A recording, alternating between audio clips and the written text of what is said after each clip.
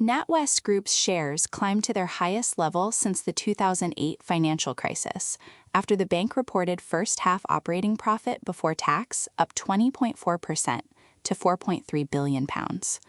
Attributable profit rose to £3 billion.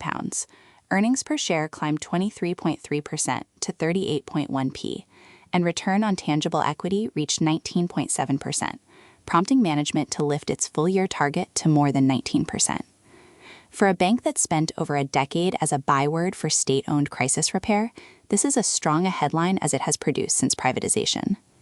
NatWest said it would consider its next share buyback alongside full-year results in February, 6 months earlier than previously planned, and declared an interim dividend of 12p, up 26.3% on last year. The bank serves more than 20 million customers across the UK, so this result reaches well beyond shareholders into mortgages, savings, and business lending decisions made every day. The instinctive read is straightforward. If Britain's biggest domestic lender is posting its best return since it left state ownership, the UK economy underneath it must be in reasonable shape. NatWest's own disclosures the same week suggest a more complicated answer. In the same reporting round, NatWest sharply revised down its own UK economic forecasts. It now expects GDP growth of just 0.4% for the year, compared with its earlier estimate of 1%, and house price growth of only 0.7% versus a prior forecast of 3.4%. These are not analyst estimates about NatWest.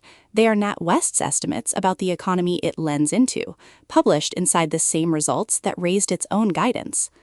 NatWest booked impairment losses of £283 million in the first quarter, up from £189 million a year earlier, of which around £140 million was directly tied to the economic impact of the Iran war, according to a multiple economic scenario update.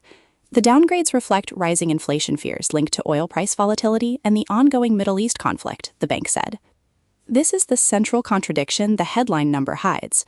NatWest is not simply beating a soft consensus, it is beating its own more cautious internal read of the UK economy, funded by margin expansion and cost control, rather than by broader economic tailwinds. The record result and the downgraded forecast are two halves of the same disclosure, not two separate stories. Despite the downgraded macro backdrop, NatWest's capital position strengthened, with its CET1 ratio rising to 14.3%, as the bank generated 65 basis points of capital in the quarter. Net interest margin improved to 2.47% from 2.27% a year earlier, and total income guidance was upgraded to the top end of its £17.2 billion to £17.6 billion range for 2026. Brokers read this as evidence the growth engine can absorb the downgrade, but not without qualification.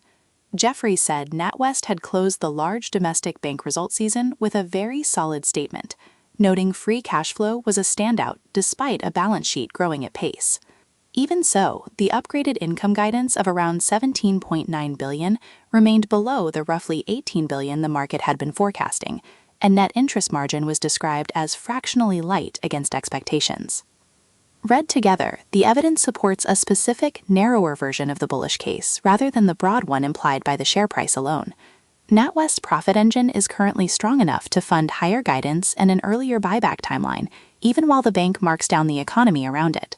That is a statement about NatWest's own execution, cost discipline, and margin management, not a statement about the health of the UK consumer the bank serves. NatWest has already named its own checkpoint, full-year 2026 results in February, when it has said it will confirm its next buyback decision and update guidance against the same economic backdrop it has just downgraded.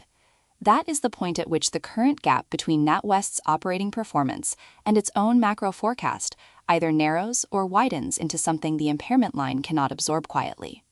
For a NatWest holder or customer, the strongest supported reading is this: the bank's execution is currently outrunning its own caution about the UK economy, funded by margin discipline and capital strength, rather than broader growth.